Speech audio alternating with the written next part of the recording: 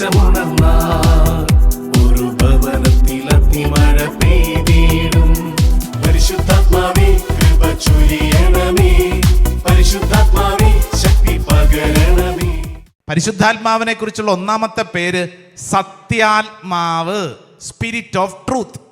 ഒരു കാര്യത്തെക്കുറിച്ച് മുഴുവൻ അറിയുമ്പോഴാണ് ശരിയായ അറിവ് സംഭവിക്കുന്നത്.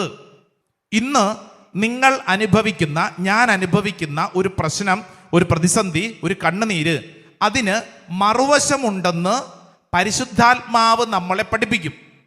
ഒരു കാര്യത്തിന് പല വശങ്ങളുണ്ടെന്ന് നമ്മളെ പരിശുദ്ധാത്മാവ് പഠിപ്പിക്കും. എന്തുകൊണ്ട് എൻ്റെ ജീവിതത്തിൽ ഇങ്ങനെ?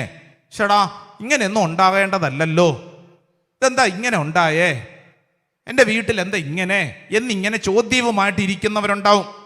അപ്പം ഇങ്ങനെ ഇരിക്കുന്നവരുടെ തലയ്ക്കകത്തേക്ക് പരിശുദ്ധാത്മാവേ പരിശുദ്ധാത്മാവേ സത്യാത്മാവേ എന്ന് വിളിച്ച് പ്രാർത്ഥിക്കുമ്പോൾ എന്തുകൊണ്ട് എന്നുള്ള ഉത്തരം പരിശുദ്ധാത്മാവ് നമുക്ക് പറഞ്ഞു തരും. ഒരു ശുശ്രൂഷ മധ്യത്തിൽ, സംസാര മധ്യത്തിൽ എന്നോട് പറഞ്ഞു, അച്ഛാ, എനിക്ക് കുഞ്ഞുങ്ങളില്ലായിരുന്നു. സാമ്പത്തികമായ ശേഷിയുണ്ട്, എൻ്റെ ഭാര്യ മിടുക്കിയാണ്, എനിക്ക് എൻ്റെ എല്ലാം ഉണ്ട്, പക്ഷേ കുഞ്ഞുങ്ങളില്ല. അപ്പം ഞാനൊരു ധ്യാന കേന്ദ്രത്തിൽ ധ്യാനിക്കാൻ പോയി. കുഞ്ഞില്ലാത്തതിൻ്റെ ദുഃഖവുമായിട്ട് ധ്യാനിക്കാൻ പോയി. എൻ്റെ ഉള്ളിൽ ഒത്തിരി ചോദ്യങ്ങൾ. അവിടുത്തെ ഡയറക്ടർ അച്ഛനോട് ചോദിച്ചു, അച്ഛാ, എനിക്ക് കുടുംബത്തിൽ സമ്പത്തുണ്ട്, എനിക്ക് ജോലിയുണ്ട്, എനിക്ക് ഭാര്യയുണ്ട്, എല്ലാം ഉണ്ട്, പക്ഷേ അച്ഛാ എനിക്ക് കുഞ്ഞില്ല. ഇതെന്നാ പരിപാടിയാ? ദൈവം എന്തുകൊണ്ട് എനിക്ക് ഇങ്ങനെ വരുത്തി? ഇതാണ് ചോദ്യം. എനിക്ക് എന്തുകൊണ്ട് ദൈവം കുഞ്ഞിനെ തന്നില്ല? വന്ന് ആ ധ്യാന കേന്ദ്രത്തിൽ അച്ഛൻ പറഞ്ഞു കൊടുത്തു, നീ വിഷമിക്കണ്ട, ഈ ധ്യാനത്തിൽ പരിശുദ്ധാത്മാവ് നിന്നെ പഠിപ്പിക്കും. എന്നിട്ട് ആ മനുഷ്യനോട് പറഞ്ഞു, പരിശുദ്ധാത്മാവേ പരിശുദ്ധാത്മാവേ എന്ന് പ്രാർത്ഥിച്ചുകൊള്ളൂ, പരിശുദ്ധാത്മാവ് സംസാരിക്കും. ധ്യാനത്തിൽ പരിശുദ്ധാത്മാവ് വ്യക്തിയോട് സംസാരിച്ചു. ധ്യാനം കഴിഞ്ഞപ്പോൾ ധ്യാന കേന്ദ്രത്തിൽ അച്ഛൻ്റെ അടുക്കൽ ചെന്നിട്ട് പറഞ്ഞു, അച്ഛാ, എനിക്ക് മനസ്സിലായി എന്തുകൊണ്ടാണ് എനിക്ക് കുഞ്ഞില്ലാത്തത്. അപ്പോൾ അച്ഛൻ ചോദിച്ചു, എന്താണ് മനസ്സിലായത്? അച്ഛോ, സത്യമായും ഞാൻ ഇത്രയും നാളും ഒരു കുഞ്ഞിൻ്റെ അപ്പനാകാൻ വേണ്ടി ആത്മീയമായി ഞാൻ ഒരുങ്ങിയിരുന്നില്ല. ഞാൻ വിചാരിച്ചു കല്യാണം കഴിയുമ്പോൾ കൊച്ചൊക്കെ ഉണ്ടായിക്കോളും, ഇതൊക്കെ സാധാരണമായിട്ട് നടക്കുന്നതല്ലേ. എന്നാൽ ആത്മീയമായി ഒരു കുഞ്ഞിൻ്റെ അപ്പനാകാൻ വേണ്ടി ഞാൻ ഒരുങ്ങിയിരുന്നില്ല. ഈ ധ്യാനത്തോടുകൂടെ ഞാൻ തീരുമാനിക്കുന്നു, ഞാനൊരു കുഞ്ഞിൻ്റെ അപ്പനാകാൻ വേണ്ടി ആത്മീയമായി ഞാൻ ഒരുങ്ങും. എൻ്റെ ഭാര്യയോട് ഞാൻ പറഞ്ഞു കൊടുക്കും, ആത്മീയമായ ഒരുക്കം, മാതാപിതാക്കളാവാൻ ആത്മീയമായ ഒരുക്കം. അത്രയും നാളും കുഞ്ഞില്ലല്ലോ എന്ന് കരുതി ഞാനിങ്ങനെ ചോദിച്ചും വിഷമിച്ചും ദുഃഖിച്ചും കഴിഞ്ഞിരുന്ന ഞാൻ, എന്നാൽ എൻ്റെ ശൈലി മാറ്റി ഞാൻ ആത്മീയമായി ഒരപ്പനാകാൻ വേണ്ടി ഒരുങ്ങാൻ തുടങ്ങി. അച്ചോ, 2ാം വർഷം എൻ്റെ ഭാര്യ ഗർഭവതിയായി. ധ്യാനം കൂടിയതിന് 2ാം വർഷം. അച്ഛാ, എനിക്കിപ്പോൾ 2 ആൺകുട്ടികളുണ്ട്. കർത്താവ് എൻ്റെ കുടുംബത്തെ അനുഗ്രഹിച്ചു. എന്നിട്ട് ഇയാൾ പറഞ്ഞ കാര്യം അതാണ് ശ്രദ്ധിക്കേണ്ടത്. എന്തുകൊണ്ട് എൻ്റെ ജീവിതത്തിൽ കുഞ്ഞുങ്ങളില്ലാതിരുന്നു? കാരണം കർത്താവ് എൻ്റെ ജീവിതത്തെ പഠിപ്പിക്കുകയായിരുന്നു. കൃത്യം വ്യക്തമായി എൻ്റെ ജീവിതത്തിനൊരു ട്രെയിനിങ് നൽകുകയായിരുന്നു. അന്ന് ഞാൻ ചിന്തിച്ചത് ഇതെന്തുകൊണ്ടില്ല. എന്നാൽ അതിനൊരു മറുവശമുണ്ടായിരുന്നു. പരിശുദ്ധാത്മാവ് സത്യാത്മാവാണ്. ഹല്ലേലൂയാ. ഇവിടെ ഇപ്പോൾ എന്നെ കേട്ടുകൊണ്ടിരിക്കുന്ന ദൈവജനമേ, നിങ്ങളുടെ ജീവിതത്തിലെ നിങ്ങളുടെ ചോദ്യങ്ങളുടെ മുമ്പിൽ പരിശുദ്ധാത്മാവിനെ വിളിച്ചാൽ പരിശുദ്ധാത്മാവ് കൃത്യമായിട്ട് പറഞ്ഞു തരും. എന്തുകൊണ്ട് നീ ഇങ്ങനെ അനുഭവിക്കുന്നു? എന്താണ് നിന്റെ ജീവിത അവസ്ഥ? ഇതെന്തുകൊണ്ട് എന്നുള്ളത് പരിശുദ്ധാത്മാവ് കൃത്യമായിട്ട് പറഞ്ഞു തരും. പരിശുദ്ധാത്മാവ് സത്യാത്മാവാണ്. ഹല്ലേലൂയാ. 2 കരങ്ങൾ സ്വർഗത്തിലേക്ക് ഉയർത്തി ഒച്ചത്തിൽ പറഞ്ഞ, പരിശുദ്ധാത്മാവേ സത്യം എന്നെ പഠിപ്പിക്കണമേ, സത്യം എന്നെ പഠിപ്പിക്കണമേ. പരിശുദ്ധാത്മാവേ സത്യം എന്നെ പഠിപ്പിക്കണമേ. ചിലരുടെയൊക്കെ വീടുകളിലേക്ക് വല്ലാത്ത സങ്കടമാണ്, ഭാരമാണ്. ചിലർക്കൊക്കെ സാമ്പത്തികമായിട്ട് വലിയ അടി പറ്റിയിരിക്കുകയാണ്. ചില സ്ഥലങ്ങളിലൊക്കെ ചിലർക്ക് സാമ്പത്തികമായിട്ട് സഹായിച്ചു. കഴിഞ്ഞ ദിവസം ഒരു കുടുംബം വന്ന് കരഞ്ഞു, അച്ഛാ, ഇന്ന ആവശ്യത്തിന് വേണ്ടി ഞങ്ങൾ സഹായിച്ചതാ, 3-ാം തീയതി തരാമെന്ന് പറഞ്ഞതാ, കൊടുത്തതാ, പക്ഷെ തിരിച്ചു കിട്ടുന്നില്ല. അവരിപ്പോൾ ഞങ്ങളുടെ മുഖത്ത് നോക്കുന്നില്ല, ഞങ്ങളുടെ ഫോൺ എടുക്കുന്നില്ല. അച്ഛാ, ഞങ്ങൾ വലിയ സങ്കടത്തിലാണ്, ഞങ്ങളുടെ ജീവിതം ഭയങ്കര കഷ്ടപ്പാടിലാണ്, കൊടുത്ത പൈസ തിരിച്ചു കിട്ടുന്നില്ല, ഇവർ അധ്വാനിച്ചതാ. അതുപോലെ തന്നെ ഇവിടെ ഇരിക്കുന്ന ഓരോരുത്തർക്കും പറയാനുണ്ടാവും 100,000 അനുഭവങ്ങൾ. അധ്വാനിച്ചിട്ട് വേണ്ടത്ര ശമ്പളം, പണം കിട്ടുന്നില്ല, വലിയ വിഷമം, ഭാരം, സങ്കടം ഉള്ളിലുണ്ടാവും.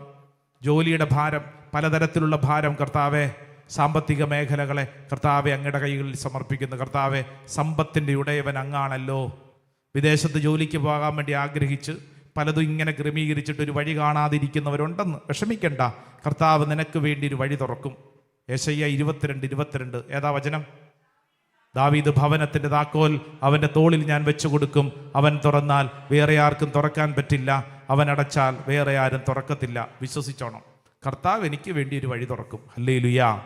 പരിശുദ്ധ പരമമാ ദിവ്യകാരുണ്യമേ, എന്നുമെന്നും അങ്ങേക്കാരാധന. കരങ്ങൾ കൂപ്പി കണ്ണടച്ച് പ്രാർത്ഥിക്കുമ്പോൾ പരിശുദ്ധാത്മാവ് സത്യാത്മാവാണ്. പരിശുദ്ധാത്മാവ് ഉന്നതത്തിലുള്ള ശക്തിയാണ്. പരിശുദ്ധാത്മാവ് ആശ്വാസദായകനാണ്. ദൈവമേ, അങ്ങയുടെ വാഗ്ദാനമായി പരിശുദ്ധാത്മാവിനെ ഞാൻ എക്സ്പീരിയൻസ് ചെയ്യുന്ന, അനുഭവിക്കുന്ന കർത്താവേ, ദൈവത്തിന് മുമ്പിൽ കരങ്ങൾ കൂപ്പി കണ്ണടച്ച് പ്രാർത്ഥിക്കുമ്പോൾ നമ്മൾ വിശ്വസിക്കുന്നു. ഇന്നോളമുള്ള ഓരോ അനുഭവങ്ങളും നമ്മളെ പഠിപ്പിക്കുന്നു, പരിശുദ്ധാത്മാവ് സത്യാത്മാവാണ്. ഒന്ന് ചിന്തിച്ചു നോക്കിക്കേ. ഇന്നോളമുള്ള ഓരോ അനുഭവങ്ങൾ, നമുക്കുണ്ടായ പരാജയം, നമ്മുടെ തെറ്റായ തീരുമാനങ്ങൾ, നമ്മുടെ അനേക പാപവഴികൾ, എല്ലാ കാര്യങ്ങളും കർത്താവ് ഇന്ന് ഈ അൾത്താരയുടെ മുമ്പിൽ നിൽക്കുമ്പോൾ കർത്താവ് അതൊരു അനുഗ്രഹമാക്കി മാറ്റുന്നില്ലേ? നിന്റെ കുറവുകളെ, പരാജയങ്ങളെ കർത്താവ് ഒരു പാഠപുസ്തകമാക്കി നിന്നെ പഠിപ്പിച്ചില്ലേ? നിന്റെ ജീവിതത്തിൽ ഓരോ അനുഭവങ്ങളും വളർച്ചയിലേക്കുള്ള ഓരോ പടവുകളായിരുന്നു. നീ കടന്നു പോകുന്ന ഓരോന്നും അതാണ് നിന്നെ ബലപ്പെടുത്തിയത്. ഇന്നെന്തായിരിക്കുന്നുവോ അത് ദൈവകൃപയാലാണ്. പൗലോസ്ലീഹ പഠിപ്പിക്കുകയാണ്, കർത്താവേ, ഇന്ന് ഞങ്ങൾ എന്തായിരിക്കുന്നുവോ അത് അങ്ങയുടെ കൃപ കൊണ്ടാണ്, പരിശുദ്ധാത്മ ശക്തിയിലാണ്. വിശുദ്ധ പൗലോസ്ലീഹ കൊരിന്ത്യർക്ക് എഴുതിയ 2-ാം ലേഖനം 1-ാം അധ്യായം 11-ാം തിരുവചനത്തിൽ പഠിപ്പിക്കുന്നു, എന്തെന്നാൽ ഞങ്ങൾക്കിങ്ങനെ ഉണ്ടായതെല്ലാം ദൈവത്തിൽ ആശ്രയിക്കുന്നതിന് വേണ്ടി അത്രേ. യെസ്, നമ്മുടെ വീട്ടിലുണ്ടായ ഓരോ സംഭവങ്ങളും നിങ്ങൾ ചിന്തിച്ച് നോക്കിക്കേ. നിങ്ങളുടെ ജീവിതത്തിലുണ്ടായ ഓരോ സംഭവങ്ങളും, ചെറുപ്രായത്തിൽ നിങ്ങൾ അനുഭവിച്ച ചില കണ്ണുനീര്, ഒറ്റപ്പെട്ട അനുഭവങ്ങൾ, വളർച്ചയുടെ പടവുകളിൽ നിങ്ങൾ അനുഭവിച്ച ഓരോന്നും, കണ്ണുനീരും വിഷമങ്ങളും, മാറ്റി നിർത്തിപ്പെട്ടതും അവഗണനയുമെല്ലാം ഇന്ന് ഈ അൾത്താരയുടെ മുമ്പിൽ മുട്ടുകുത്തി പ്രാർത്ഥിക്കുമ്പോൾ നിനക്ക് മനസ്സിലാകും, ദൈവത്തിൻ്റെ പദ്ധതിയുടെ ഭാഗമാണത്. നിന്റെ ജീവിതം, വിവാഹ ജീവിതം, ഇന്നിപ്പോൾ ഈ അൾത്താരയുടെ മുമ്പിൽ പ്രാർത്ഥിക്കുമ്പോൾ ഒരുപക്ഷെ ചില വിഷയങ്ങളിൽ ഭാരമുണ്ടാകും. എന്തുകൊണ്ട് ഇങ്ങനെയെന്നുള്ള 100,000 ചോദ്യങ്ങളുണ്ടാവും. എൻ്റെ ജീവിതത്തിൽ ഞാൻ ഇങ്ങനെയൊന്നും അല്ലല്ലോ ആഗ്രഹിച്ചതെന്നൊരു ചിന്തയുണ്ടാവും. എന്നാൽ സത്യാത്മാവ്, പരിശുദ്ധാത്മാവ് ഇതെല്ലാം നിന്നെ ക്രമീകരിച്ചു നൽകും. ഇന്ന് നീ അനുഭവിക്കുന്ന ചില രോഗങ്ങൾ, ചില പീഡകൾ, എന്തുകൊണ്ട് ഇങ്ങനെ എന്നൊരു ചോദ്യം ഉണ്ടാവും. എനിക്ക് മാത്രം എന്തുകൊണ്ട് ഇങ്ങനെ? എന്നാൽ ദൈവം പറയുന്നു, നിന്നെക്കുറിച്ചൊരു പദ്ധതിയുണ്ട് സഹോദര, സഹോദരി. ആ പദ്ധതിയുടെ ഭാഗമാണ് ജെറമിയ പ്രവചനം 29:11. നിന്നെക്കുറിച്ചൊരു പദ്ധതി എൻ്റെ മനസ്സിലുണ്ട്, അത് നാശത്തിനുള്ളതല്ല, ക്ഷേമത്തിനുള്ള പദ്ധതിയാണ്. ശുഭകരമായ ഭാവിയും പ്രത്യാശയും നൽകുന്ന പദ്ധതി. ശുഭകരമായ ഭാവി, നിന്റെ മുമ്പോട്ടുള്ള വഴികളിൽ കർത്താവ് നിനക്കത് പറഞ്ഞു തരും. ഇത്രത്തോളം നടത്തിയ ദൈവം നിന്നെ ഇനിയും നടത്തും. നീ വിശ്വസിക്കണം. കർത്താവെ, ഞാനത് ഏറ്റുപറയുന്നു. കർത്താവെ, ഞാനത് ഏറ്റെടുക്കുന്നു, വിശ്വസിക്കുന്നു. ഓൺലൈനിലൊക്കെ പങ്കെടുക്കുന്നവർ സാധിക്കുമെങ്കിൽ ഈ ആരാധനയെ വണങ്ങുന്നത് പോലെ, ഇതാ ഈ പരിശുദ്ധ അൾത്താരെ വണങ്ങുന്നത് പോലെ, ഇന്നോളം എൻ്റെ ജീവിതത്തിൽ സംഭവിച്ച എല്ലാ സംഭവങ്ങളും ഇറ്റ് വാസ് ഹിസ് അപ്പോയിൻമെന്റ്.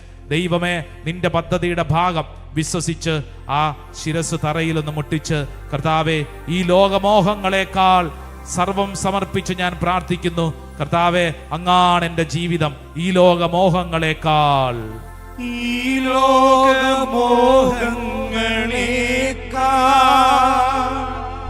ഈ ലോകവിജ്ഞാനത്തേക്കാൾ,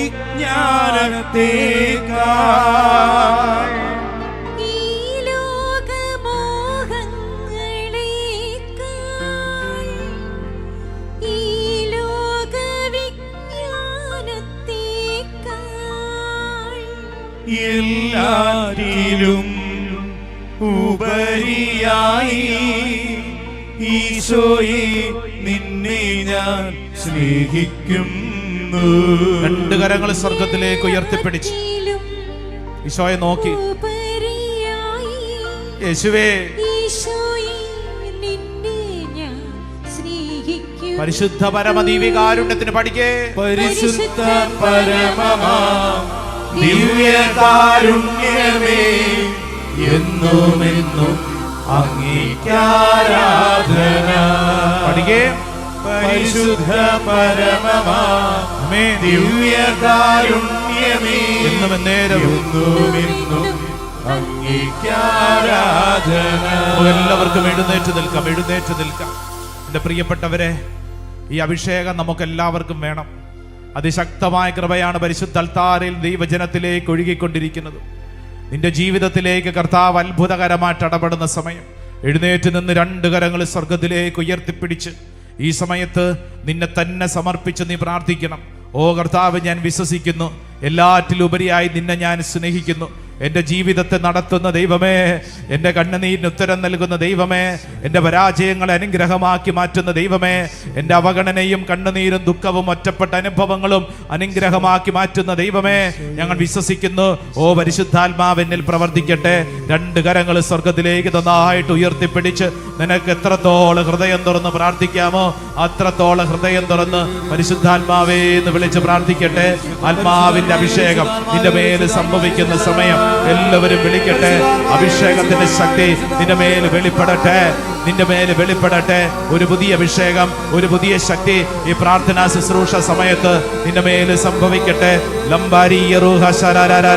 ഭാഷാവരത്തിലൊക്കെ പ്രാർത്ഥിക്കാൻ കൃപ ലഭിക്കുന്നവര് ഭാഷാവരത്തിൽ പ്രാർത്ഥിക്കട്ടെ. ഓ കർത്താവ്, ഇത് സംഭവിക്കട്ടെ, ഈ കൂട്ടായ്മയിൽ സംഭവിക്കട്ടെ, ഈ കൂട്ടായ്മയിൽ സംഭവിക്കട്ടെ. ഒരു പുതിയ അഭിഷേകം, ഒരു പുതിയ ശക്തി, ഓ പരിശുദ്ധാത്മാവേ, ഈ ദൈവജനത്തിലേക്ക് സംഭവിക്കപ്പെടട്ടെ. Hallelujah, hallelujah, hallelujah. ദേശമുണ